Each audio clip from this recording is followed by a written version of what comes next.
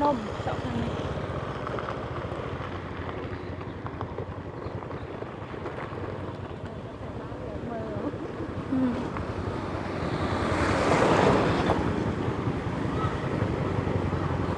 cái tụi mốc á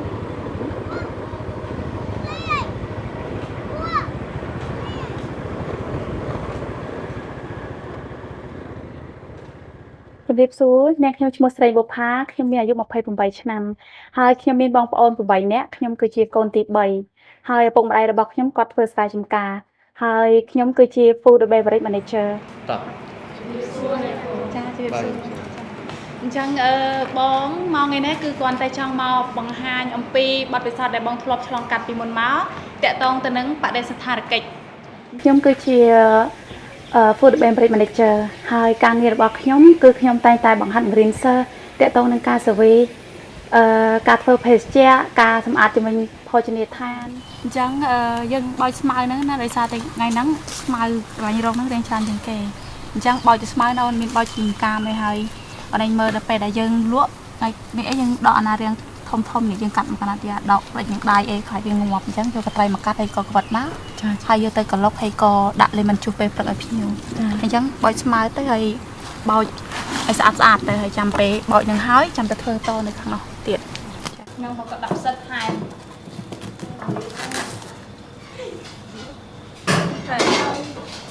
ហាន់ជ័យគឺជាកន្លែងដែលផ្ដល់សេវាកម្មដល់ភ្ញៀវបានយ៉ាងល្អឥតខ្ចោះដូចជាយើងមានការលក់បន្ទប់លក់ភេសជ្ជៈម្ហូបហើយកន្លែងយើងគឺកន្លែងដែលផ្ដល់សេវាដ៏ល្អសម្រាប់ភ្ញៀវហើយកន្លែងយើងគឺមានអគារសមាធិចាមានអគារសមាធិយ៉ាងស្អាតហើយមានគ្រូបរិញ្ញាយូហ្គាហើយបន្ទប់របស់យើងគឺសាងសង់អំពីអាស័យមានរចនាបថស្អាតបែបបុរាណចាឬក៏គាត់មករៀនជំនាញគឺយើងមានការបង្រៀនសិស្សដូចជាការ train ចាការ train តាក់ទងនឹង service តាក់ទងនឹងធ្វើម្ហូបតាក់ទងនឹងការរៀបចំបន្ទប់ហើយនឹងខាងreception ដូចគ្នាដែរ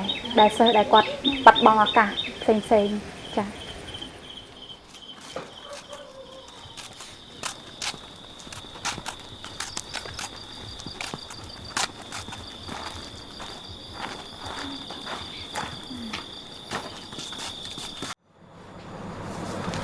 มีตะไคร้nếu từng cỡ thả hai người bọc ai dùng nè nhiều trái nhiều ở phía trong tức là đang quy lên để tuyên dụng chưa cho mau phải phạt chặt đá từng tắt hai người bọc ai bọc ai cọ sọ tay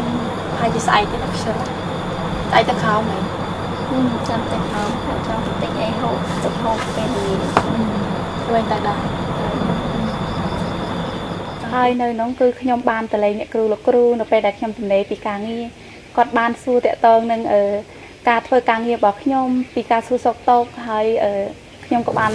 ជួបសនាសនាជាមួយនឹងបងប្អូនប្រាប់គាត់អំពីជីវប្រវត្តិដែលខ្ញុំឆ្លងកាត់ពីមុនមកទៅដល់ពួកគាត់ឲ្យគាត់ខំសិក្សារៀនសូត្រដើម្បីឲ្យជោគជ័យទៅថ្ងៃមុខតាក់ទងនឹងការកុបបោះបង់ឲ្យយើងខំតស៊ូទៅមុខដើម្បីជោគជ័យអញ្ចឹងនៅពេលដែលខ្ញុំនៅក្នុងគឺខ្ញុំបានរៀនតាក់ទងទៅនឹងថ្នាក់ព្រាហ្មណ៍ដូចគ្នាដែរថ្នាក់ព្រាហ្មណ៍គឺយើងរៀនអំពីជំនាញផ្សេងៗដែលយើងស្រឡាញ់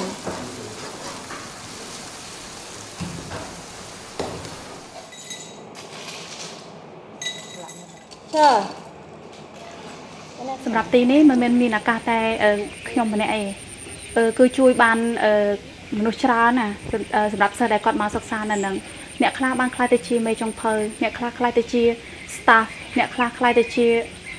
កូនកវិតរបស់មេចុងភៅហើយអ្នកខ្លះមានប្រាក់ខែថ្លៃហើយអ្នកខ្លះការងារល្អជាងខ្ញុំទៀតហើយអ្នកខ្លះបានខ្លាយទៅធ្វើការនៅឆ្ងាយខ្លាយទៅជាអ្នកគ្រប់គ្រងគេអញ្ចឹងកន្លែងហ្នឹងគឺផ្ដល់ឱកាសច្រើនមែនទែនដល់ពួកគាត់មានចំណូលចាមានចំណូលគ្រប់គ្រាន់ហើយពួកគាត់មិនថាអ្នកពិការក៏អាចរៀនបានមិនថាអ្នករស់នៅជាមួយជំងឺអេដក៏អាចមកសិក្សាបានអ្នកក្រខ្លាំងអ្នកបោះបង់ឱកាសអ្នកឬក៏គ្មានលុយបន្តការសិក្សាក៏អាចមករៀនជំនាញនៅនឹងបានអញ្ចឹងនៅនឹងល្អខ្លាំងមែនទែនជួយដល់កុមារពិបាកច្រើនដូចជាអ្នករស់នៅការរំលោភបំពានផ្សេងគឺគាត់អាចមកសិក្សានៅនឹងបានខាងយើងអត់មានការរើសអើងទេគឺយើងចាទទួលពួកគាត់ឲ្យរៀនជំនាញហើយផ្ដល់ដំបូន្មានល្អឲ្យគាត់មានទំនុកចិត្តក្នុងការរៀនបន្តហើយនឹងការរស់នៅបន្តថែមទៀតពីមនុស្សម្នាក់ដែលអត់សូវ មានទំនុកចិត្តអត់ចេះមាត់ច្រើនតែឥឡូវខ្ញុំបានផ្លាស់ប្ដូរខ្លួនឯងច្រើនមែនតើ180ដឺក្រេគឺខ្ញុំផ្លាស់ប្ដូរខ្លាំងហើយខ្ញុំពិតជាប្រោតខ្លួនឯងមែនតើចាមានមោទនភាពចំពោះខ្លួនឯងខ្លាំងណាស់មកដល់ឥឡូវហ្នឹងចា